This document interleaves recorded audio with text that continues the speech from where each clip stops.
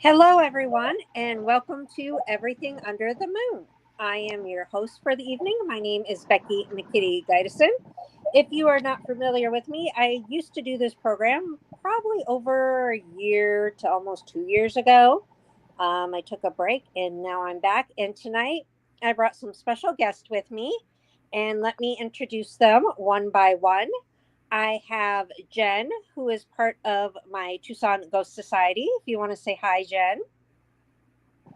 Turn my mic on. Hi, I'm Jen. I'm an Hi. investigator in training. We heard you say turn on your mic. Well, yeah, I was turning on my mic. And then we have Kira, who is our historian on Tucson Ghost Society. Hi. And then we have May, who has been on this show before. She's helped me co host a couple times. She's been with me since day one on the Tucson Ghost Society. Hey, everyone. And then tonight I have one of my employees, one of my ghost hosts from the Tucson Ghost Tour, Stephanie. Hi, everyone.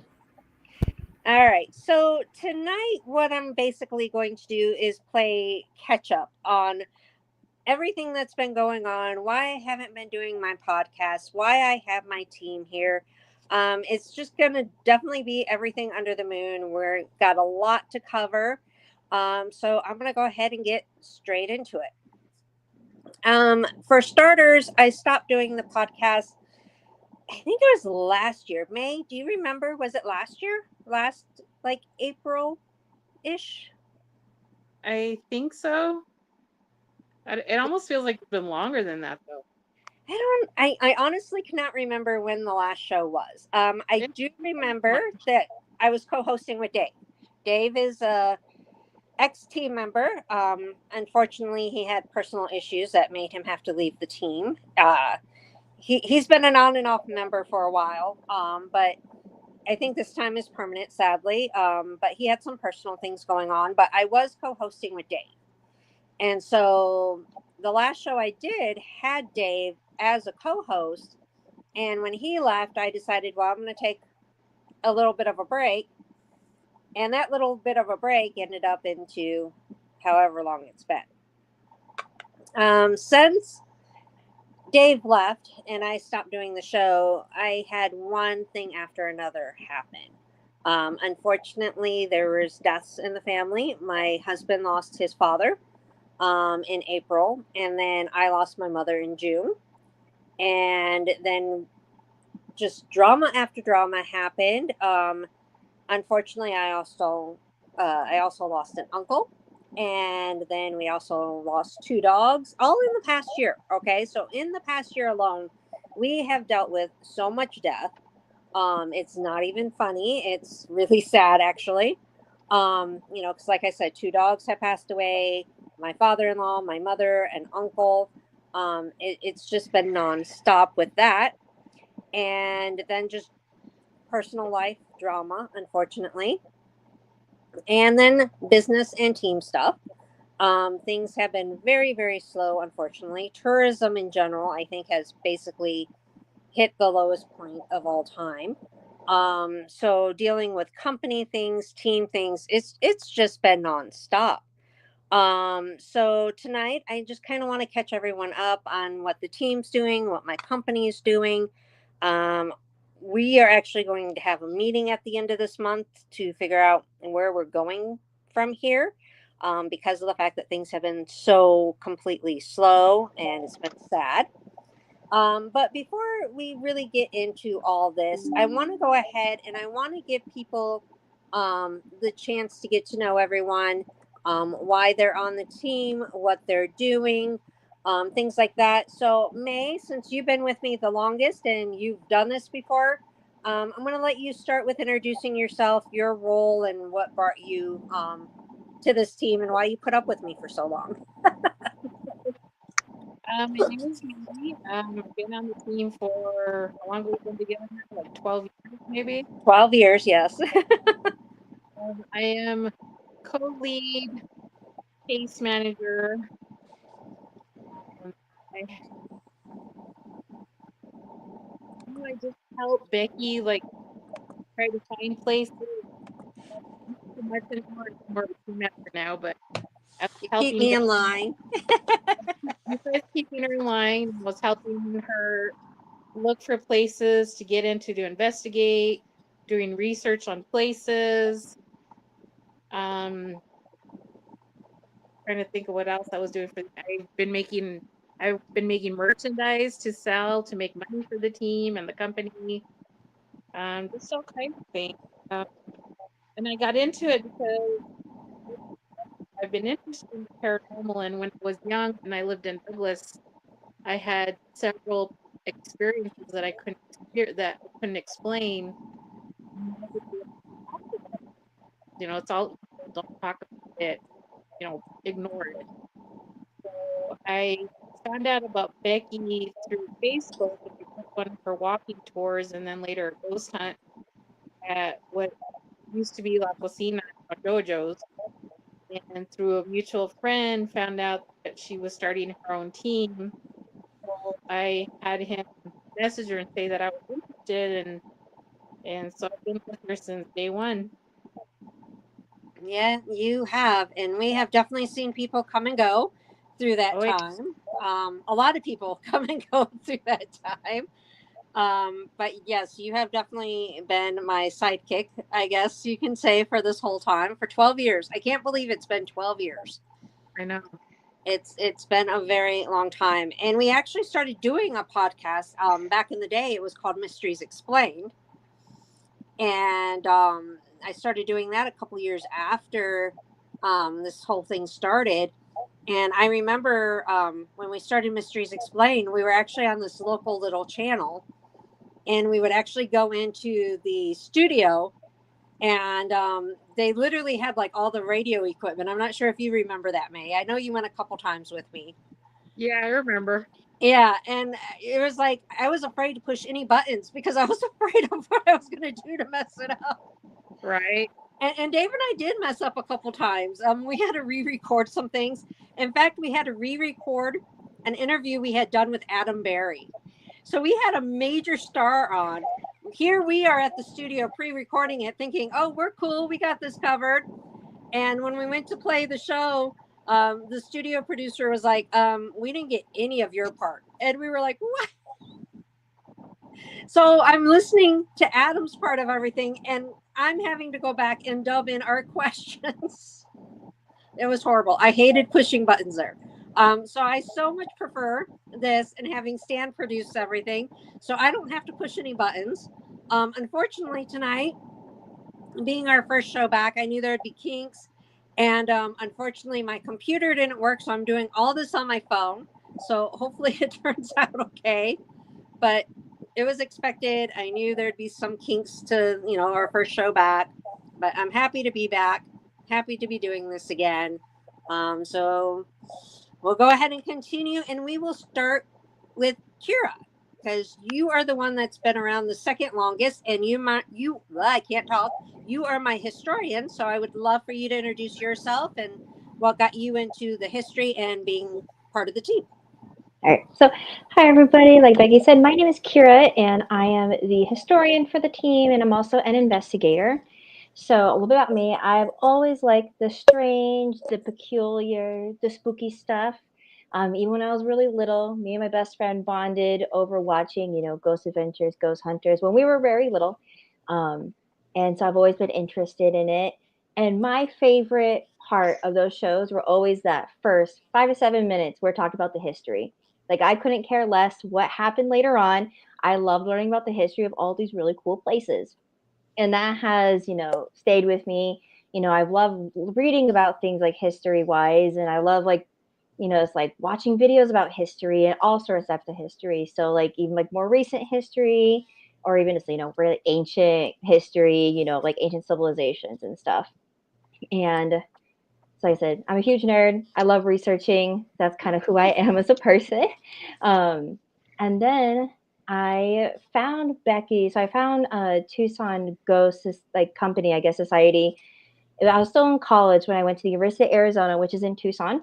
And they were doing a event at Borderlands Brewery. Becky and the team, they brought out, I believe, Steve from a show, It and was I went to, actually Britt Griffith from oh Ghost yeah, Hunters. Yeah. So I was like, I brought somebody. I forgot who it was. It's been so long ago. And then, I just started following them on Facebook, and I never suspected anything go of it. And then I saw, it's like, we're trying to recruit people for our team. And I was like, you know what? I'm going to do it. I was like, might as well. It's like, they'll never happen again. Like any other thing, I feel like this is my only opportunity. So I joined, and immediately have fallen in love with doing it. But I especially just love doing the history. I can usually just find hours just finding all the different things, and I just love seeing how much I can find, like the most minuscule detail that I can find. I always kind of like challenge myself to figure out how much I can find of the property or whatever it is I'm looking into. So on top of doing history for like our cases and stuff, I do the history posts on Facebook and our social media. So please go and check those out at Tucson Ghost Company and Society, and you can read all about a lot of Southern Arizona things, but also goes a little bit outside Arizona, some haunted places. Yes, and I have to say you do an awesome job on that, and you brought a lot of people and a lot of attention to our page because of your history posts. Because even when people aren't into the paranormal, there's a lot of people that are still into that history part, and so we've gained so many followers due to just those history posts alone. And you do awesome on that. And I also have to give you a shout out to you and May, actually, because I am in the process of writing my first book. It's going to be called I'm Paranormal, and you are doing all the history in that book. So thank you for that. A huge shout out to you for that. And May is going to be my grammar person to make sure I'm spelling things correctly and using the right grammar, because we always tease her that, she's like the grammar person, and, it drives her crazy when, we do things wrong and say things wrong. So she's going to be the editor on that. So a shout out for both of you for helping me with that book, and hopefully it'll be done sometime soon. Yeah. Thank you, Becky. Yeah. All right, let's go ahead and move on to Jen. I believe she's still there. She's like in her car, I think, still. Yeah, I'm here. I'm literally in a Starbucks parking lot. So, like Becky said, I'm Jen. I have always, like Kira said, I've also always been interested in the paranormal. Ever since I was little, little, I've had experiences, mainly at my grandma's house. My grandma's house is fairly haunted. And I also met Becky through Facebook. And then about a year ago or so, she said something about wanting more people on the team. And I was like, you know what? I've wanted this for a really long time. Let's go. And I truly can't imagine like a better thing I could do in my spare time than like learning from all of you. Like I've learned so much, and I'm very eternally grateful for it. I love it. Well, we've been doing this for 12 years, so hopefully we've learned something, huh, May? Hopefully. I'm like, hopefully we've learned something. Hopefully we know some things. After 12 years of doing this, I would really hope we do. So let's go ahead and shift gears a little bit. I'm going to introduce Stephanie, who's not a part of my team, but she is one of my employees and runs the tours downtown. She's my ghost host. So go ahead and, Stephanie, introduce yourself, and you can let people know why you're into the paranormal too. Okay, awesome. Yeah, my name is Stephanie, and I have been into the paranormal my whole life. It's something that has always taken an interest with me. It always kind of, separated me at one point from people. But, as I got older, I found my people who they shared that experience with me, or, the same, similarities and stuff. But, one of my first ghost tours that I ever did was in Salem, Massachusetts. And I was 18, and I was like, this is so awesome. It had that history, it had, everything. I was like, I really want to do this one day. And as I got older, I went on vacation to different places. I always checked to see if I had a ghost tour. And I always had it in me, like, I will do this one day. And so I worked 6 years as a teacher. So I love giving history. I love teaching. I love explaining things. And, this opportunity to become a ghost host for the downtown Tucson ghost tour came up. And I was like, absolutely, I want to do this. And so I've been doing this now for over a year. I had done a couple of ghost tours from Becky probably about 10 years ago. And then I did a ghost hunt back in 2020. I was at the Fox Theater. And, I just really, loved the people. I loved how they gave the history of everything. It wasn't like, oh, this is scary and unexplained. It's like, this is what could be happening. This is the story behind it. And so that's what I really love about this company itself is we actually, go into the history and go into the debunking and then what is actually unexplained. And I Right. feel like you meet a lot of people and companies who just try to make it scary all the time and they don't even tell their accurate history or stories behind it. And that's something that we make sure we do. Right. And that's something that I am huge on. And everyone who joins the team, the company, they know I am about the truth. I am not about going out there spreading lies, making up things. I tell you, make it entertaining, of course. We don't want to just be dull and boring when we're talking about things, but definitely be honest. I don't want things to ever be untrue. And everything that people experience on that ghost tour, Mm-hmm. we have either personally experienced it, so either myself or a team member, or they've been personally told to me. So it's, the stories that are personally told to me, I mean, I'm taking their word for it, but I'm not out there making it up. It's something that I've heard personally, experienced personally. One of my team members have experienced personally.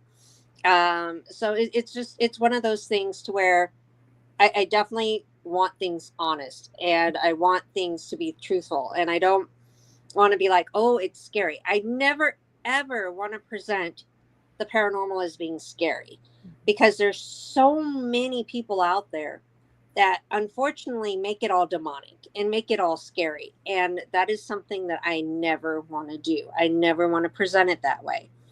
In fact, when I've had spirits follow me home, my youngest daughter is back and forth on this. I think sometimes she was into it, sometimes she wasn't. She's in the stage right now to where she's not into it. But I even tell her, I'm like, if we have something in the house, you just politely tell it not to mess with you. Be like, you can be in any other room, don't be in mine, whatever. But it's not something to be fearful of. You just, talk to it, reason with it, that type deal. And that's what I always tell people. You don't want to go around messing with it, but you don't want to be scared of it. Because unfortunately, a lot of people do mess with it, thinking it's scary and make matters worse. And we've seen examples of that. I know we have, May, haven't we? Yeah. I think we've been on cases to where, oh my God, there's been a couple cases that I can recall, May, and you can talk about these with me. That we've been at the case and we've been working it, and we have the people there threatening the spirits. Well, the person was inebriated, so that was part of the problem, I think. Yeah. And she probably had courage with all of us there. I can't imagine she would have done that if she was alone. Oh, yeah. We ended up leaving that case, though. Yeah. I don't think we ended up finishing that case. And it wasn't because of not wanting to help, it was because of the situation. We were putting ourselves in a situation that was not a good situation for us. Well, she also wasn't abiding by our, what our rules are for if they're going to stay there. Right. First, she had already been drinking by the time we got there, so she was already kind of drunk. Yes. She was playing with the equipment. She was moving it around. She was reading, our personal notes while we were From investigating. other cases. That's important too. Because at the time, if you recall, at the time we only had a notebook. We didn't, like now we have actual paperwork for each separate case that we only take. Right. But then we just had one notebook, and we would have, case after case in this notebook. And she sat down in front of our monitors and she started skimming through the notebook, reading it all, thinking it was all about her case. Right. And we were like mind blown, you know, we just, yeah, that was definitely, Well, we ended even if up leaving. there would have been so much contamination from her moving around and talking and everything that there's no way we would have been able to tell what was either her or us or something else. It was Right. just, Yeah, I'll tell you this. You and I, since day one, I don't want to say we made mistakes, but we went in, I guess, unaware of certain situations could happen. And so we definitely learned, and we definitely made more rules as we went along. And not only with clients, but with team members. And so whenever anyone comes aboard, and Kira and Jen can back me on this, we have like this huge list of do's and don'ts, and what you can do and what you can't do. And I tell them, I'm like, this is all here for a reason. yeah, if you had joined the team in the beginning, it wouldn't have been that long.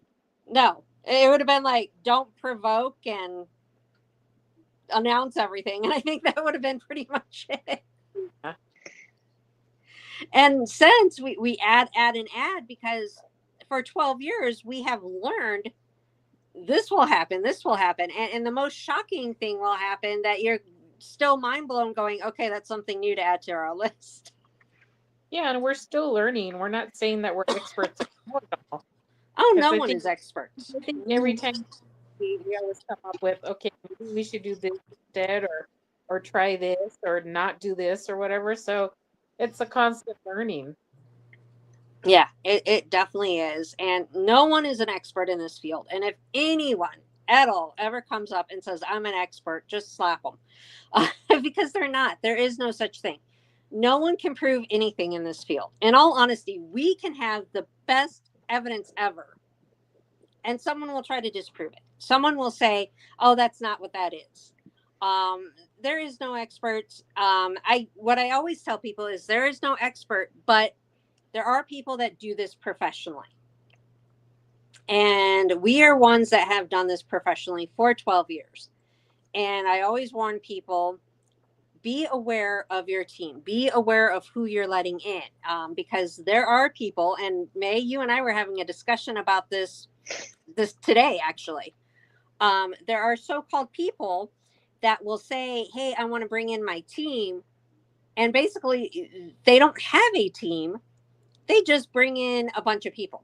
Like sometimes it'll be friends, sometimes it'll be the public, but they're not actually a team. And they go into these places, no one knowing what they're doing at all. And they ruin it for teams like ours. And so I always warn people, know your team, know who you're letting in. This is why we go through training. This is why, like Jen's, still an investigator in training. We keep them in training for, probably about a year. Before they're allowed to come out of training, they actually do take a test. We actually do give them a test. And it's not anything major. It's just to make sure that, they understand the rules, the equipment, things like that. And that's something else, you need to know your equipment, because equipment acts up all the time, and it does other things that, that isn't paranormal. It'll, go off for weird things. And we use our equipment for public ghost hunts. And I know, Stephanie, you said that you did one at Fox, and I'm pretty sure we probably had out equipment during that. Yes, yeah, for that one, yes.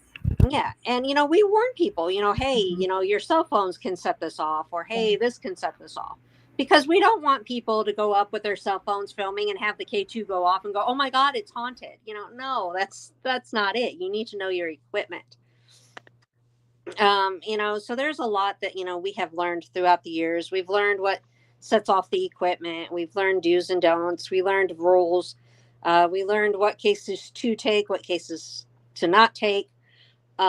It's been one journey for sure for 12 years.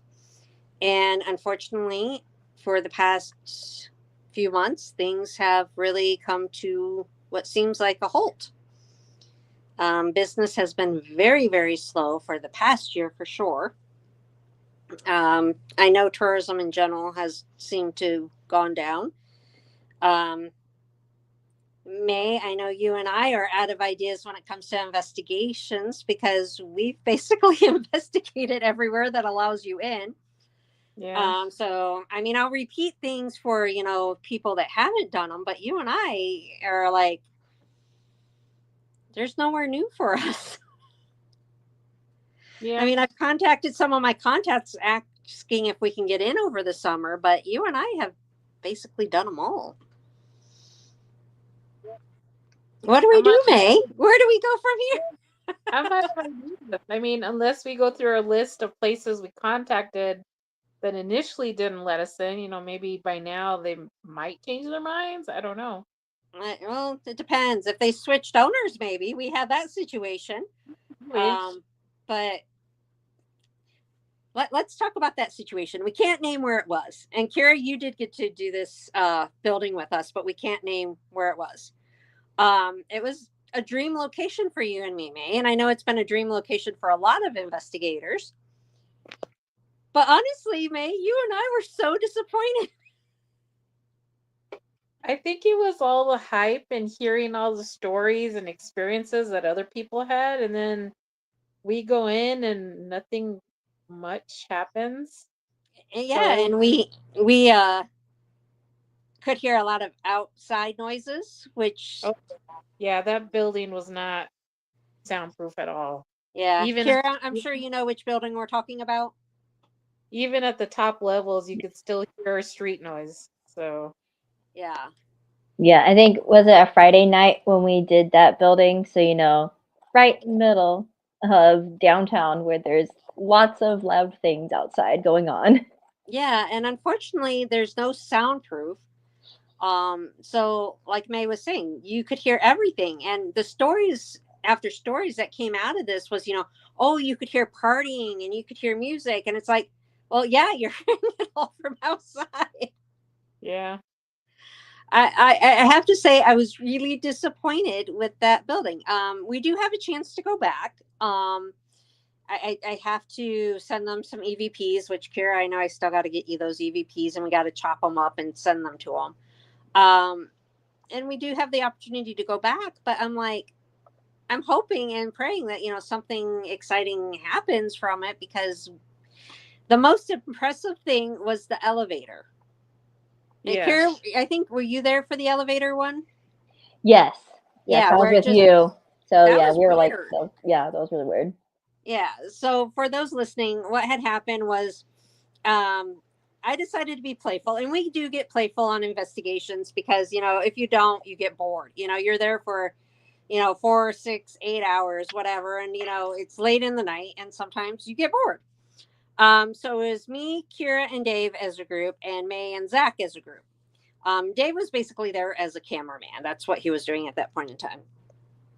And so we got in the elevator, and we're doing like every other floor to try to make it go faster, because there's like 14 floors or something like that. And we didn't want to be there all freaking night. So you were taking one floor, May, we were taking the other floor. And we were switching, what was it, 45 minutes an hour, something like that? Something like that. Yeah. Yeah. And so Dave, Kira, and I got in the elevator. We went to, I think it was the floor below you or something like that. And before we exited, I went ahead and pushed like a couple buttons to the top floor. And then you and Zach got in, and you were like, hey, did you push buttons? And I'm like, I don't know what you're talking about. But then I said, yes, I did, because I didn't want you guys thinking it was paranormal. I was just teasing with you. Well, later on that night, when it came time to switch floors, we pushed the button, and we're waiting and waiting for the elevator. And it shows that it came to our floor. And I don't know, Kira, it was like a good minute or something, right? That we were waiting for it to open the doors. Yeah, like it wouldn't open. We were just like, Yeah. hello. Yeah. It's like they're waiting, but it wouldn't open the doors. And we're just like, all right. So we're thinking May and Zach are in there and like keeping it closed or something to, pay back.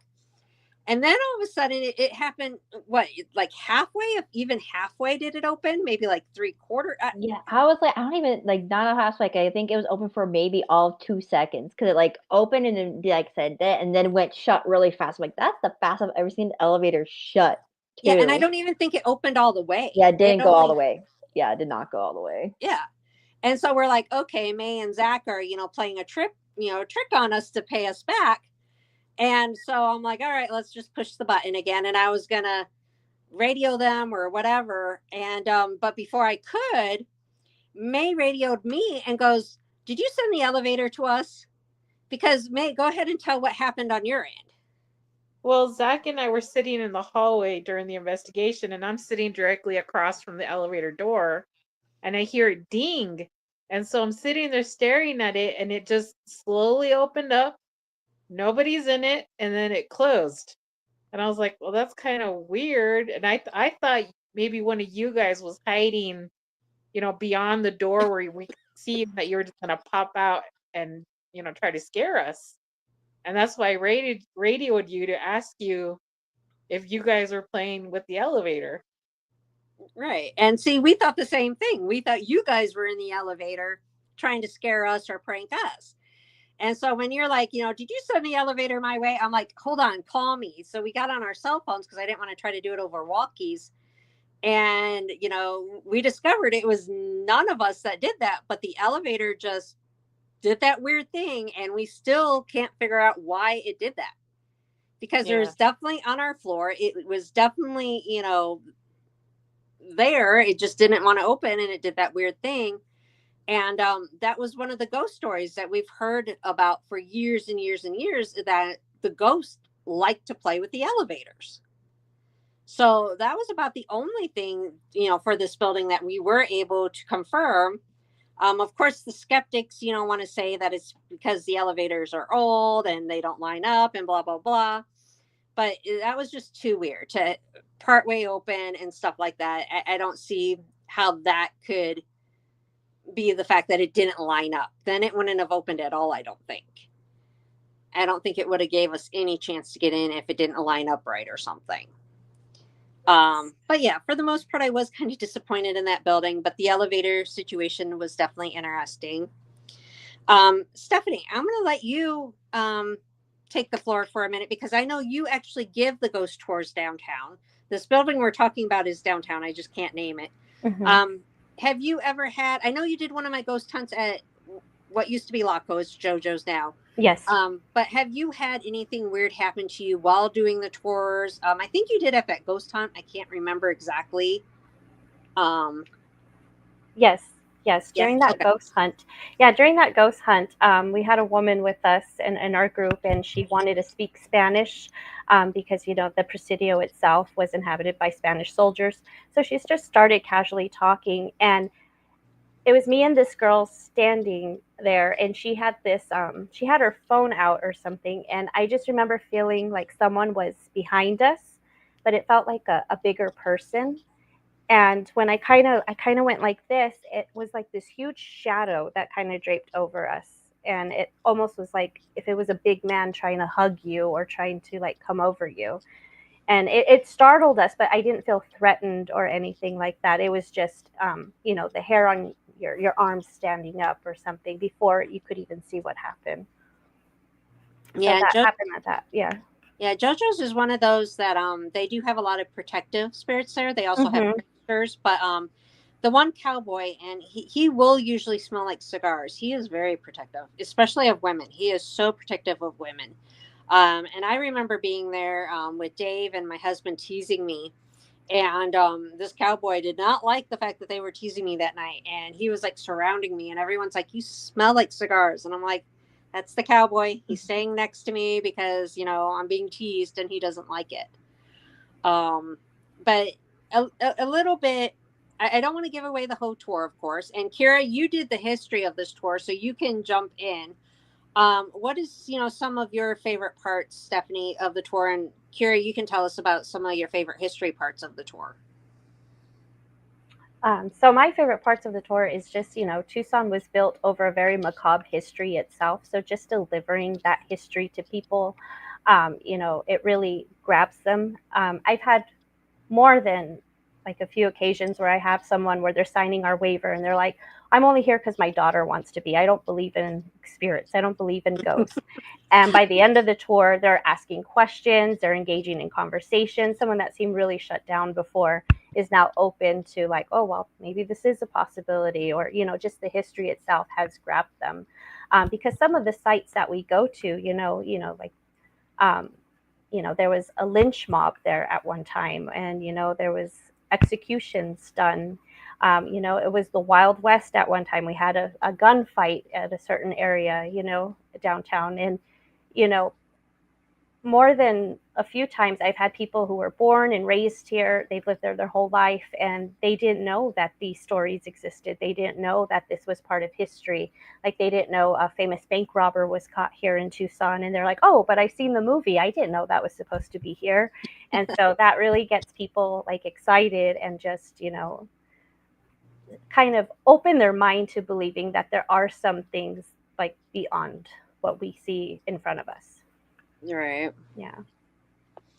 And Carrie, you've done, I mean, I had some of the history, but we rerouted the tour I don't know how many times, and you've added history. What's your favorite part so far of, doing the tour history part of it? Oh, that's hard. I find just Tucson history just so interesting to begin with. Like I said, I lived there for like almost 10 years before I ended up moving away. And like I said, I didn't know a lot of the history stuff until like that last year since being involved with this group and everything. But definitely learning out the history of JoJo's, Formula Casino, because, it was part of Presidio, and I was able to find, it used to be the stables. And then you're like, Becky, and you're like, that makes so much sense based off of what we have found in that place before. And I'm like, oh my goodness. Like, I don't even think I knew that story then, or you probably told me and it went right over my head, right? I don't know if I did tell you that story before you found it or after you found it, to be honest with you. Yeah, I I think don't it might have remember. been after. And we'll explain that story in a minute, but go ahead. Yeah, stuff like that. But also like the fun fact that a lot of Tucson, like downtown Tucson, like there's cemetery and stuff like that. And so there's just a lot of things you can explain, like be like, oh, it makes sense why this is haunted. It was on a cemetery. Um, like I said, I just find that super interesting. I definitely think the one I had the most fun looking into more was JoJo's for sure. Yeah. And that part that we're talking about is you had discovered that I'm losing my phone here. I'm like, hold on here. It's sliding. Okay. You had discovered that part of JoJo's used to be stables back in, I forget what time period. Um, I had always just thought that, since it was like Presidio and all this stuff, that dealt with what we had found. But we had actually heard, and I actually heard this with my own ears. So it was a disembodied noise that we had heard. Um, I heard a horse like neigh, and then I had also, how horses sometimes will kick things.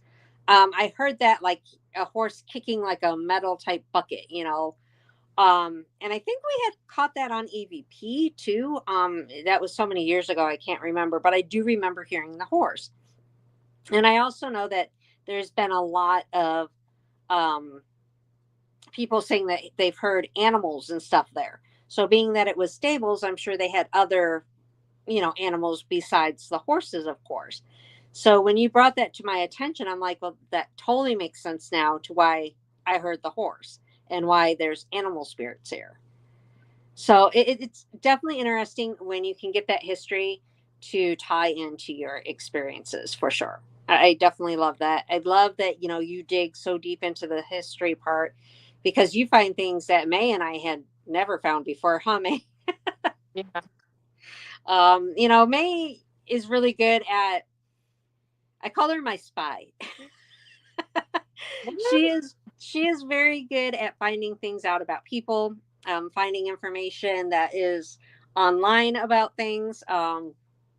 If I need to know something, May will find it for me. But when it came to like the history part, May and I were limited. We didn't really know where to go and what to do. And then you came along and we were like, wow, we're impressed. Yeah. Know, Thanks, so guys. yeah, that's really cool. I think we lost Jen. Jen, are you still there? Yeah, I think we lost her. I was going to bring her in just now too, so we'll continue without her apparently. Um, Jen? Yep, I think we lost her. I think she was in like a Starbucks parking lot, so she probably lost Wi-Fi. Um, but yeah, the history definitely ties in. It definitely makes it more interesting. I love it when it's easy access. You know, before we relied on a lot of like the businesses to tell us or what we could find, but you do that deep dive, Carrie. You like really deep dive into it, and you find things that leave May and I going, "Wow, we never knew that." Takes a lot. Let's just say that it takes a special kind of crazy like me to literally go through all the available directories for Tucson for like 20 years, then put the address in and just go through and see what every single thing says. Yeah, That's how far down I go into every single thing just to be able to try to see if there's one sliver that I could then go off of another like thing on. If I yeah, find one name, I can look it up. That kind of it's stuff. going down that rabbit hole. Yes. And Stephanie, I know you do the tours, and I'm going to bring up one location in particular. Um, so at the end of the tour, we go near what is now Borderlands, but apparently that is going to be changing, unfortunately. Mm-hmm. But that whole area, and we had heard for years, May and I heard for years how it was an old warehouse district and how there used to be a cemetery there and all this stuff. And Kira was able to deep dive and find out everything for sure. But in that area of the tour, we do have some EVPs for one of the buildings that we stop at.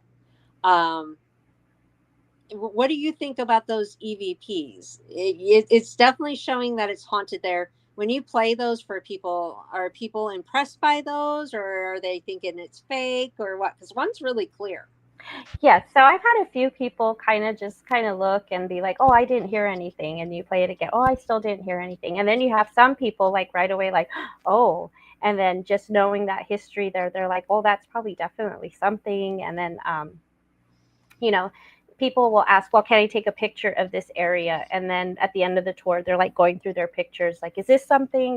They're just, and we don't say yes or no, but it makes them, wonder, like, is this real? Is this going on? But yeah, more than not, we have people that, they really think about it, like they really heard, the EVP well.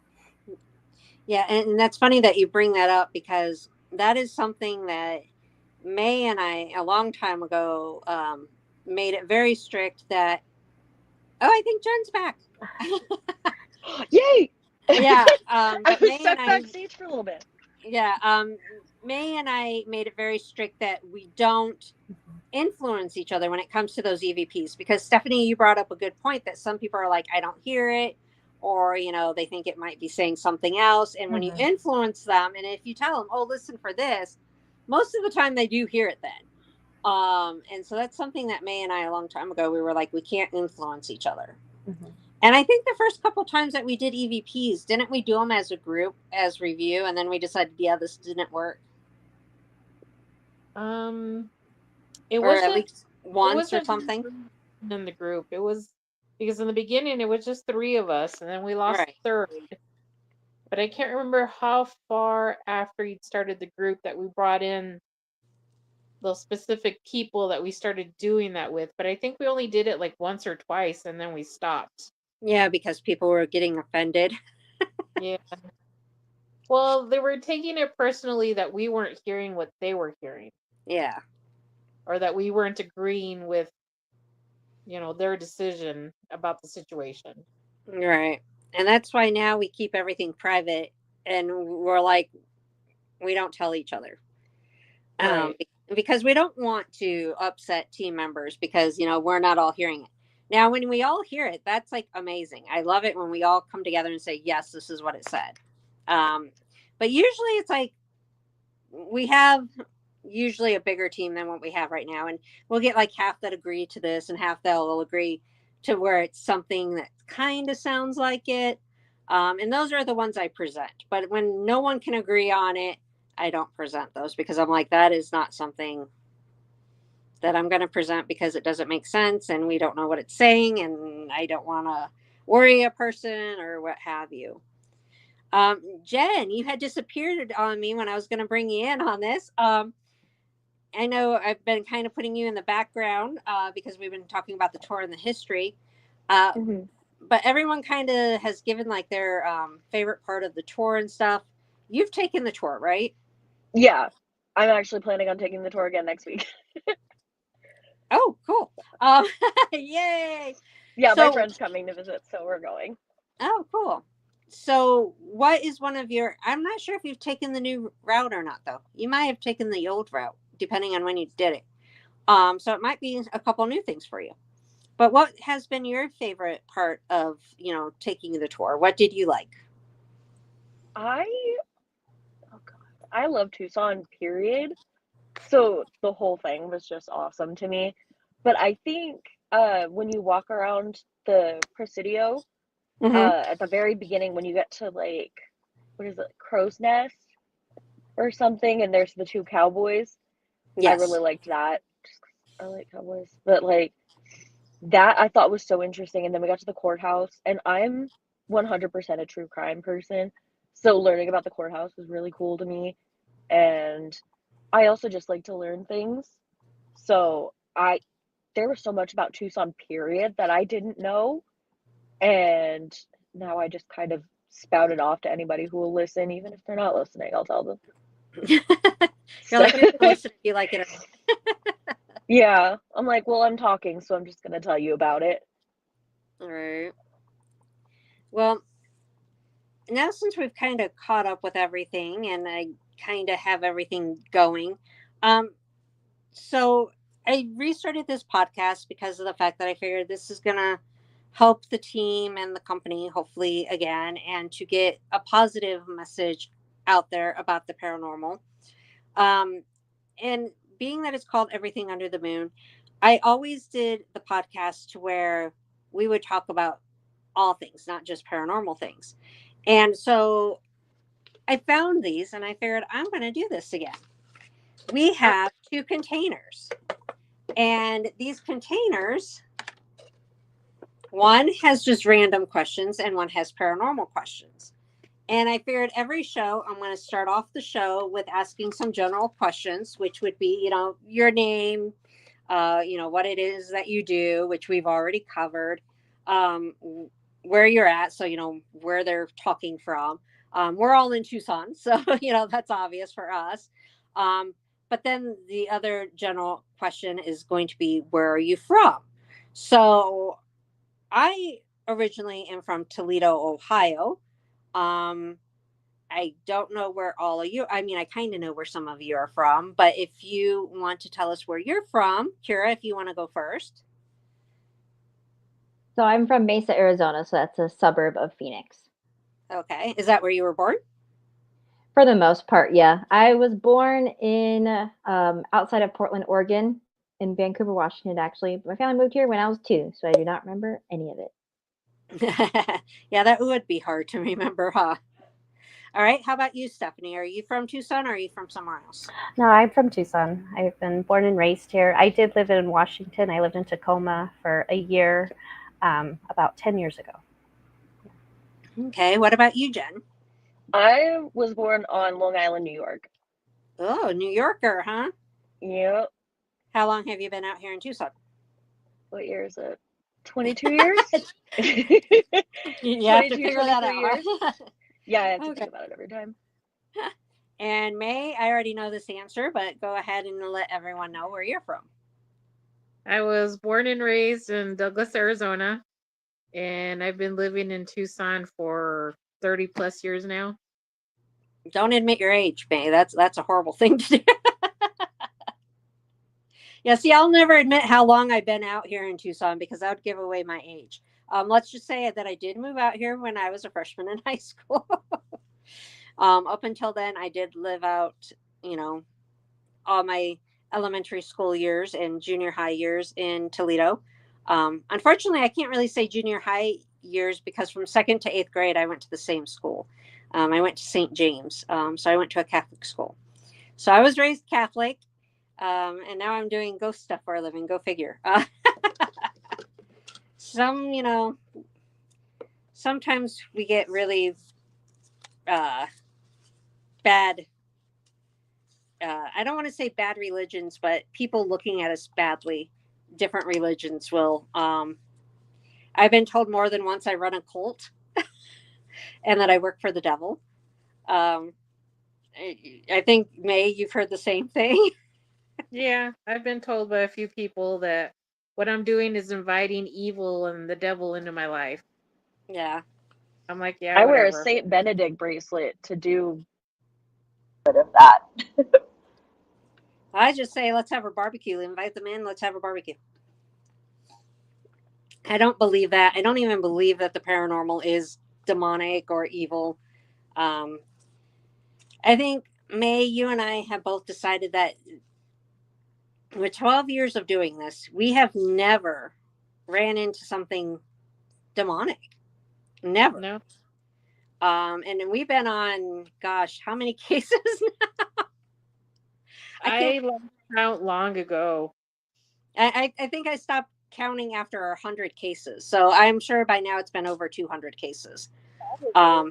Because when we first started, we were going like weekly on freaking investigations. It was like nonstop. Just about, yeah. Which we also learned to slow down, didn't we? But we've never ran into anything demonic. I would say grumpy, but hell, I think I ran into more evil and grumpy people in the world than I have in the spiritual world. Yeah, we've never run out of a place screaming, scared. Wait. What? I have ran and screamed, but not over But it wasn't because of a spirit. not What over was it? ghost. Was it a spider or something? Is that what it was, or a It mouse? was a mouse. Do you remember we were on this one investigation and I was with this is the sad part. This is the sad part. I was with one of our male investigators. He's no longer on the team. But I was in a room with a male investigator. We are sitting in pitch black. You got to remember, it's pitch black when we do this. Flashlights are usually off. We're sitting on, I think there was a bed. And I'm sitting there and he's sitting next to me and we're doing our EVP session. And the next thing I know, we both see this shadow come scurrying out from underneath the bed and like take off into the other room. Or it came in and went under the bed. I can't remember which it was. But we saw this shadow moving on the floor. My first thought, because I am a huge person that hates bugs and snakes, I have a huge fear of this stuff. My first theory is, we're in Arizona. It's like a tarantula.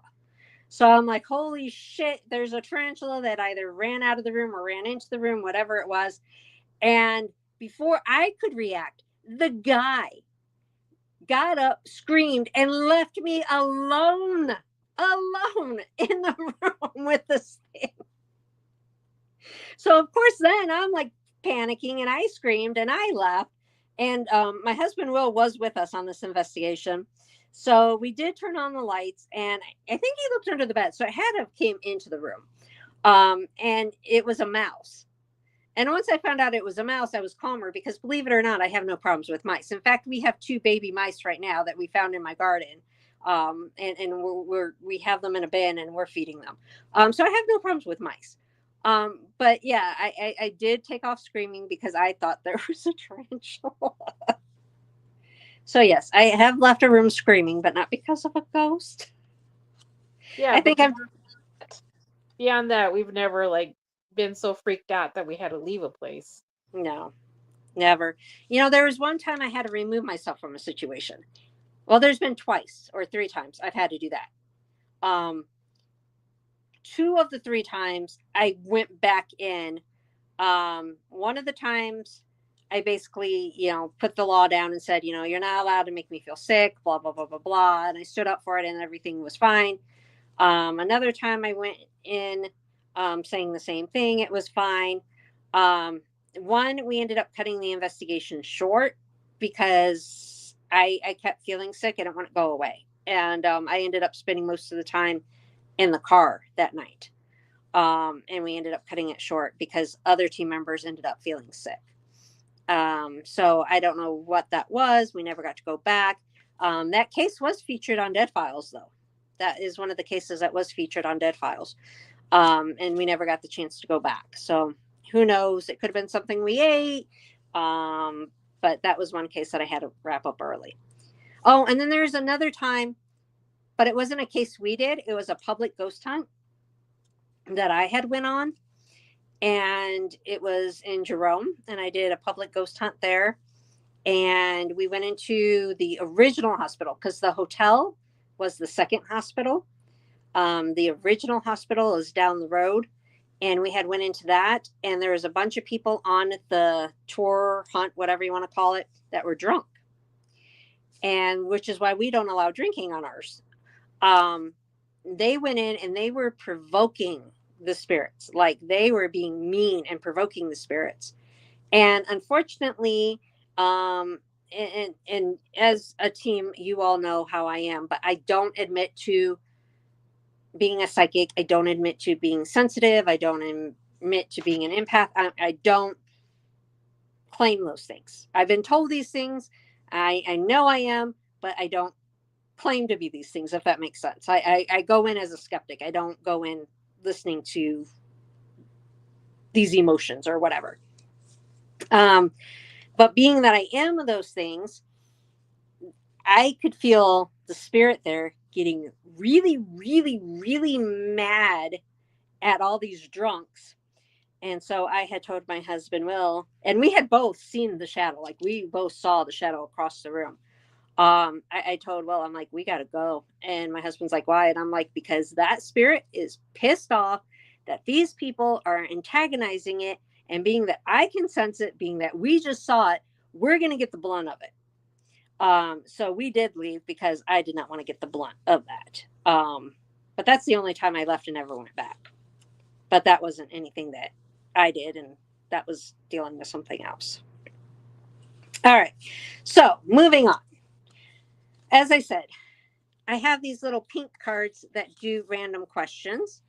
And I'm just randomly going to go ahead and do one. And I just kind of flip to this one. And this is how we're going to run the show every, couple weeks. I'm doing them every other week. I'm not doing them weekly.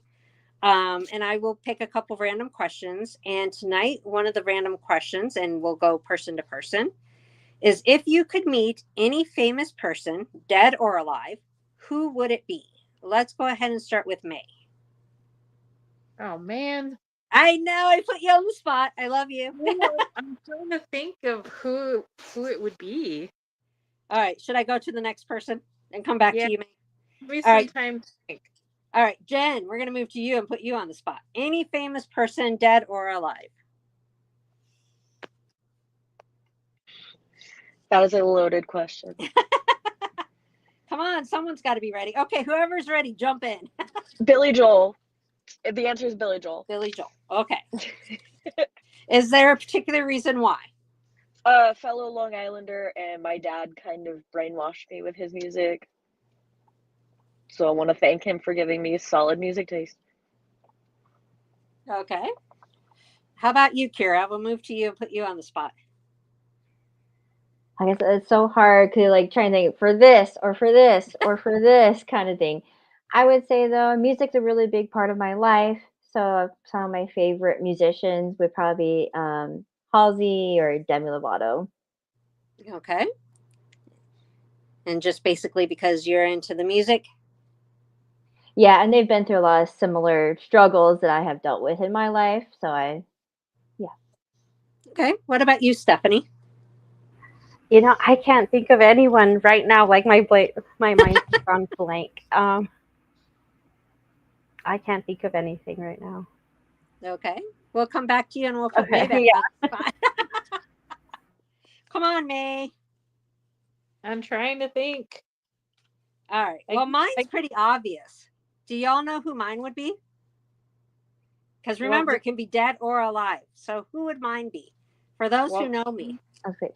Disney. Yeah, let's say Walt Yes. Disney. Yep, exactly. Walt Disney. He would be one person that I would love to sit down and talk to.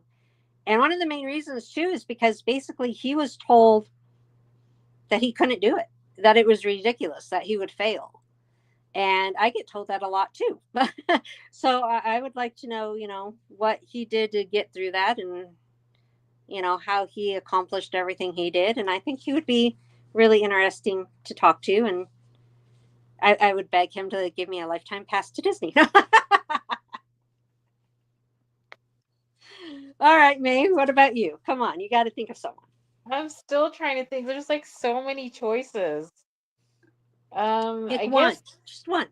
I'll say Johnny Depp, since I've been a huge fan of him since I was a little girl. Johnny Depp. Johnny Depp. I know you love those pirate movies. Yes, I do. Yes, I remember going to Disney and I had a picture of like me with Jack Sparrow, and you're like, kidnap him. It's not even the real Johnny Depp, but you still told me to kidnap him. Close enough. Close enough, huh? Just the whole costume thing, right? All right, Stephanie, putting you back on the spot.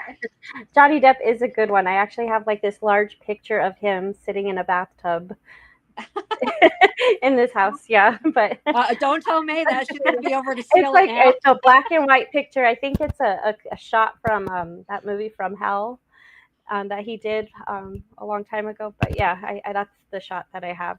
I have it framed and everything. Let me think.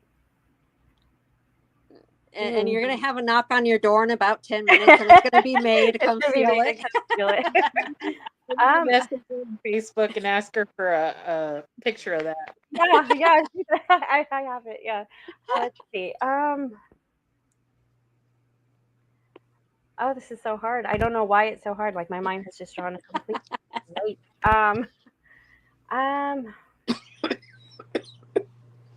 See, I'm even drinking out of a Disney cup. So see, Oh yeah.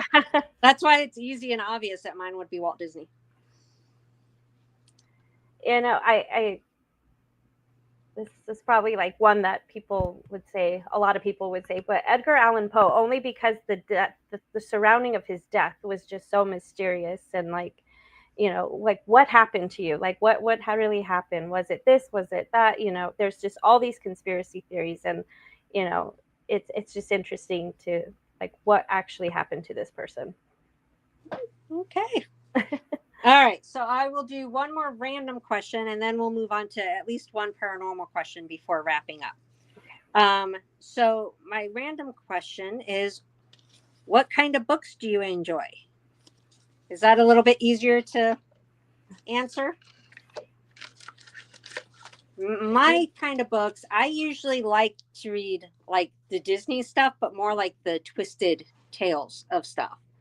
I really like going further into those stories. Also, the original stories of them. Because the original stories, Walt, of course, or the Disney Company, depending on when it was made, they made those stories so much nicer, and they give them happy endings. The original stories, not so much. The original stories are kind of scary, actually. So May, what kind of books do you enjoy? For the past few years, I think I've been enjoying mostly paranormal related books, whether fiction or nonfiction. I lean more towards the nonfiction. I also like to do a little bit of reading on history. History also is something that interests me. Maybe not as much as like Kira and Jen, but I do like reading history, especially when it pertains to like Tucson, Arizona, or maybe like something like on the other side of the world that really interests me. Like I'm really into like history of Egypt, like that stuff like fascinates me. Those are the kinds of books that I'm into. Okay. What about you, Jen? I'm a horror thriller girly, 100%. I have this book that I just got at Bookman's. Actually, it's folklore. So I like that eldritch horror type deal, like something because I just want to be scared. Nothing scares me anymore. I want something to like really make me want to pee my pants. Still haven't found it. I'm currently reading one. I also like I definitely like folklore and anything of that sort. I'm also currently reading, I believe it's called Never Whistle at Night, Don't Whistle at Night. It's a collection of uh Native American folklore. I Okay. highly recommend that one. It's really good. How about you, Stephanie? So I like a lot of folklore as well. I was really into these novels. There's like 12 in the series, and it's called the Suki Stackhouse novels. And so it's kind of supernatural. It has vampires, werewolves, other cryptids that are in it. And they actually made a show on it. It was True Blood. It came out like in the early 2000s. But the books themselves, they came out way before that. They're really good. Okay. And Kira? I would say I'm similar to May. Have read a lot of like nonfiction. A lot of it is, like paranormal, like that kind of space stuff. History, obviously, because of what I do. I'd say this year I've been trying to do more fiction. It's been mostly like young adult fiction. So like this morning I just finished the latest Hunger Games book. So I'm trying to read more fiction books this year. Okay. All right. And so then, like I said, I have a container that I usually have my little green things in. And these are all paranormal related. So when I go back to my regular podcast, what I will do is I will pick a couple random pink cards that are just random. And then I would pick a couple green cards to ask about paranormal stuff. And then we would talk about, paranormal related things, like, if I bring on a guest and they write books or whatever like that. Um, so it will always be more paranormal focused, of course, but like I said, I usually get off subject a lot. Tonight we've been kind of on subject because of the fact that I've been trying to catch everyone up. But one of the green cards, it was the first one on top. Craziest thing that you have ever experienced paranormal wise. So let's go ahead and start with Jen on that. Craziest thing you've ever experienced paranormal wise. Okay, I'm gonna tell you guys my favorite story. This is my favorite. Again, like I said earlier, my grandma's house is haunted. When I say my grandma's house is haunted, I mean her and my grandpa probably are, because this is a new build. They're the first people to live there. So it's most definitely them. And this was about 6 or 7 years ago. Um, we had no littles in the house yet. Um, it was Thanksgiving, and I stood up to go to the bathroom, and I heard like a smoker's cough coming from the living room. Nobody in my family smokes. On this side of the family, at least, nobody smokes. So I turned back to my grandma and I was like, "Hey, did anybody hear that?" They were like, "No, I don't know what you're talking about." Like, well, I literally just heard a man cough in the other room. And they were like, "Well, I didn't hear it, so whatever." So I left, and then I went to the bathroom. I was going towards the bathroom, and I turned towards my grandma's room because a lot of stuff, I've had a lot of experiences in her bedroom specifically. And I saw a man sitting at the foot of her bed. Like, this is me looking dead on. He's sitting at the foot of her bed, his feet crossed at the ankles, and then his hands clasped like this in his lap. And I just looked at him, turned back around, and I said, "Grandma, there's a man in your bedroom." She says, "I know. He's looking for a man named John, and I don't know a man named John." And I said, "Okay." So I left, and then I went back to go to the bathroom again. He was still sitting there, and I said, "I'm sorry, we don't know who you're looking for. You need to leave. I'm sorry." Went to the bathroom, came back out. No one was there. Haven't seen him since. Well, that story could have gone like so many different ways when you told your grandma there was a man in her bedroom. Yeah, no, but she knows how it goes in her house. All right, Stephanie, what about you? So when I was about 15, I was at my dad's house, and it was just me and my stepmom at the time. We had just gone grocery shopping, and the way the house was built, the kitchen had an entryway that led to the doorway to the outside, and then a hallway, and then it also led to the living room. And so, I was there putting stuff away. I went to the bathroom, and when I came back, I was asking her, "Where do you want me to put this?" Because I saw her standing there. And instead of answering me, she kind of just walked away down the hallway. And I could see her. And I turned, and as I'm turning down the hallway, I see her turn down the hallway. And I go all the way to the bedroom, and it's closed. And I open the door, and I'm like, "Kelly, where do you want me to put this?" And as soon as I said that, the front door opens, and she's coming in with more groceries. So I have no idea who that was. And I started to freak out. I was 15. I started like yelling, "I just saw something. There's someone in the house." She opened the door. She looked around. There was no one else there. Wow. Yeah. All right. What about you, Kira? I'm stuck between two, like either my first paranormal experience or another one, but I think I decided it actually was an investigation, and it was just when we went to Colossal Cave Mm-hmm. the first time. I think that'll still be one of the craziest things ever happened to me. People, so we were at Colossal Cave, which is in Vail, outside of Tucson, and it was Becky and I, and then a whole bunch of people, the tour Yeah. guides at Boys. Colossal Yeah. Cave, and we are in the big like room, like when you first like kind of go down the stairs, and then we were asking questions and stuff, and we had a shadow. He kept like peeking around the corner, and we also had like an EVP at the same exact time, and just a bunch of things just lined up. And like I said, just like watching for like almost like a full minute, I feel like, or even longer. Someone just like continuously peeking around the corner, and then not being able to like couldn't figure out any reason why they couldn't debunk it or anything like that. So I still think that's the craziest thing.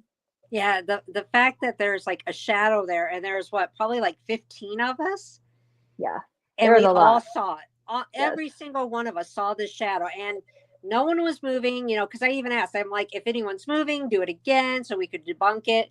Nothing. Earlier that night, I hadn't said anything, but I had thought I had saw someone standing next to one of the employees. I was like thinking, okay, there's an extra person there. And later on down the road, I asked that employee, I'm like, did you have someone standing next to you when we first began? And they're like, no, I was the last person. And I was like, okay, that was interesting. Yeah. But yeah, having so many people witness it, that is so rare. To have everyone witness the same thing. So yeah, that's definitely a cool one. May, what about you? Um, I guess one of them would be when you and I went to whatchamacallit up in Nevada, Eureka, Nevada. Oh, Eureka. Okay. I thought you were going to do the birdcage one. I mean that you could talk about, I guess, afterwards. But when we were in Eureka and we were at the was it the Opera House in the basement? Yes, it was the basement of the Opera House. We were at the Opera House in the basement, and Becky was talking to a group of investigators down there, and it wasn't totally dark. Like they had like I think it was like a control panel or something that had little lights on it, and they had a router and stuff. So it wasn't like totally pitch black in the room, but it was still kind of dark in some areas.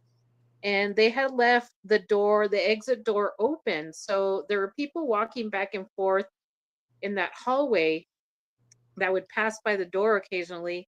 And I'm sitting behind Becky. We're both facing the door. Everyone else is facing in our direction. And as Becky's talking, I noticed what seemed like movement back towards the door. And by the door was this really super dark corner.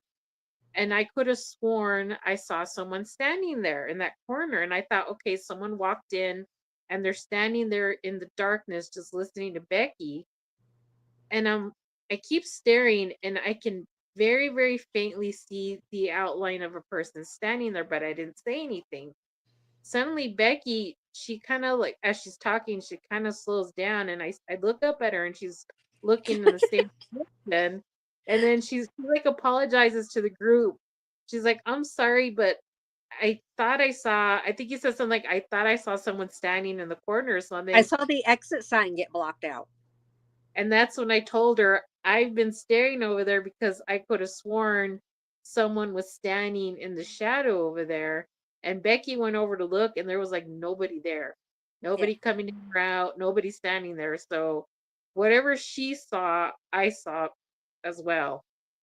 Yeah, I think it's funny that you made the comment how I slow down. I do this all the time on investigations, and I know the team members have witnessed this. It's like I will be talking away and I'll see something, and everyone can tell when I see something because I'll like slow down my speech and just kind of start looking. It's like everyone knows when I'm having an experience because I'm just like, yeah, everything will slow down and I'll just kind of stare. And that But wasn't I thought for sure you were going to talk about birdcage because that's usually what you talk about. that's another interesting one too. But I mean, even the opera house, that wasn't the only shadow I saw, because I also saw the shadow over at the that cafe Cafe. that was I where we saw it had. on stage behind you at the Opera House. If you'll recall, we were talking on stage and I saw the shadow behind you on the stage. I don't remember that, but I do remember when we were setting up in the cafe. And remember, I saw that shadow in the kitchen and it darted off, and I ran down that hallway. My husband's in the background. So I uh, saw yeah, a Eureka shadow. was pretty cool. Yeah, that one was cool. But yeah, if you want to talk about the birdcage and what happened there, that was really interesting. Yeah. Well, what's funny though too is did my book fall? I have a ghost in my closet. My book fell. See, this is going to be what I read next, Loki. Um, uh, in Eureka, Will and I had went 2 or 3 more times because I think how many times have we been to Eureka? I know May, you and I went. Will and I went twice. Okay, so I've been 3 times to Eureka. Um, one of the times that Will and I went, we were doing a EVP spirit box session, and I had purple hair at the time. May, you'll remember when I used to have purple hair. Um, and they're asking, can you see us? Blah blah blah. And I made the comment, if you can see us, tell me what color of hair I have. And we got purple, straight out purple. So that was amazing. Then we did a Paracon in Eureka where I ran it with Will, and my daughters had experiences. Both, Aubrey and Bailey had experiences there. We stayed in one of the haunted areas there. So yeah, Eureka is definitely interesting. I don't think they've done any Paracons since the last one we did that we had taken over. I haven't heard of any anyway, but it's definitely a little interesting town. The only problem is there is nothing in that town. So if you're not there for ghost hunting, there's really nothing to do but drink. Uh, there's nothing else there. It's an old mining town, but yeah, definitely nothing there. The birdcage thing, um, that was one of our first investigations we did, May. I don't even think we had a full team together. I don't remember. We had to pay to get into that location. There is a little girl that's known to haunt there. Being that I have 4 daughters of my own, I started talking about my daughters and communicating with the little girl. May, you were sitting right next to me, I remember. I had on like a fanny pack because I had all my equipment and stuff in there. Yeah. And I remember my lap getting freezing cold. You recall putting your hand there going, oh my God, it is freezing. And I'm talking away to the little girl, and the next thing we know, my unzipper actually starts to unzip all on its own. And I looked because I'm looking at my lap already. You're looking at my lap already. I'm like, I am not doing that. And I'm showing my hands, and you witnessed that zipper coming undone. That That was was cool. pretty What? that was pretty cool. Yeah, that was very cool. It's experiences like that I want to keep having, and we haven't had major stuff like that recently, and I think that I've been really sad because we haven't had major stuff like that. I think the last major thing I've had happen was I got scratched at Undertaker's. I remember that because Kara, you were there at that one where I got scratched. um, I think you and the other team member was freaking out, and I'm just like, whatever. I got scratched again. It like didn't even phase me. Yeah, we definitely were like, oh my goodness. You're just like, you're like, I'm hurt. You're just like, I think I got scratched. We're like, what? And you like pull up your shirt and we're like, yup. And we like take pictures and it keeps getting red. And we're like, Yep. Yeah. And I I'm was just like, what do you even do? I made the spirit mad by saying that men sucked. But I was standing up for you team members. You girls were going through some breakups and some hard times. So Mm-hmm. I said men suck, and the ghost did not like that. Not at all. Not at all. So I learned not to say that while we're at Undertakers. Yep. But I remember that because I was not freaking out at all. I'm like, not the first, won't be the last. But I think that is the last time I had some major interaction. I've had a ton of interactions, spirits following me home, bad luck happening after investigations. In fact, I have something right here that I got from an investigation, and as soon as I brought it home, really bad luck. This is actually a brick from Compay. And ever since I had gotten that into my possession on an investigation, my roof started leaking. As soon as I brought it home, my roof caved in. I blessed the rock, and it's been, it's behaved ever since. But I've had a lot of things happen. But I knew since May didn't cover the birdcage, I would cover that one. But I definitely I have a visitor. This is as you. This is my kitty. But yeah, the paranormal is definitely something really interesting. And I'll definitely have you all back. And we can definitely talk about things more. Right now we are pretty much out of time, and my cat decided to knock over my phone. Says you, I'm busy right now. But if you're all available on June 2nd, why don't we do a part 2? And we'll have you all come back and we'll discuss, what our meeting entailed and where we're going from there, because right now things are kind of up in the air. But I do want to thank you, Stephanie, Kira, Jen, May. I'll be happy to have you back on June 2nd, I believe it is. But thank you all for joining me. I look forward to our meeting on May 31st to discuss things and hopefully move forward and figure things out. If you all want to say your goodbyes to the audiences, feel free to do that. We'll start with Kira. All right. Bye, y'all. Thanks for listening. Stephanie. Thank you, everyone. Jen. Thank you. And May. Bye, everyone. See you May or what? June 2nd? Yeah, June 2nd. I confused you by calling you May. I know. All right. For all those that have tuned in to the first podcast of Everything Under the Moon coming back, I really do appreciate your support. I appreciate you listening. Please remember to always shop local. Local tours are suffering really bad right now. It's not just my tour, it's other local tours. Please do your research, shop local. Yeah, local. Definitely do that. When it comes to paranormal teams, never pay for an investigation. Always research your team. Make sure you know who's on the team and who's coming in. Don't just let complete strangers come in. I can't say it enough. Always research. We're about research, and I always encourage others to research. Look us up at TucsonGhostCompany.com, TucsonGhostSociety.com. Our Facebook page and Instagram are both Tucson Ghost Company and Society. Follow us there. Kira will be posting all kinds of wonderful history things. She's awesome at that. But everyone, thank you for the support. I would appreciate you to continue to support us, to continue to be there, to continue to listen to Everything Under the Moon.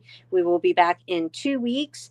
I will bring back these guests and we will continue conversations and do a little bit more of what the podcast is going to entail.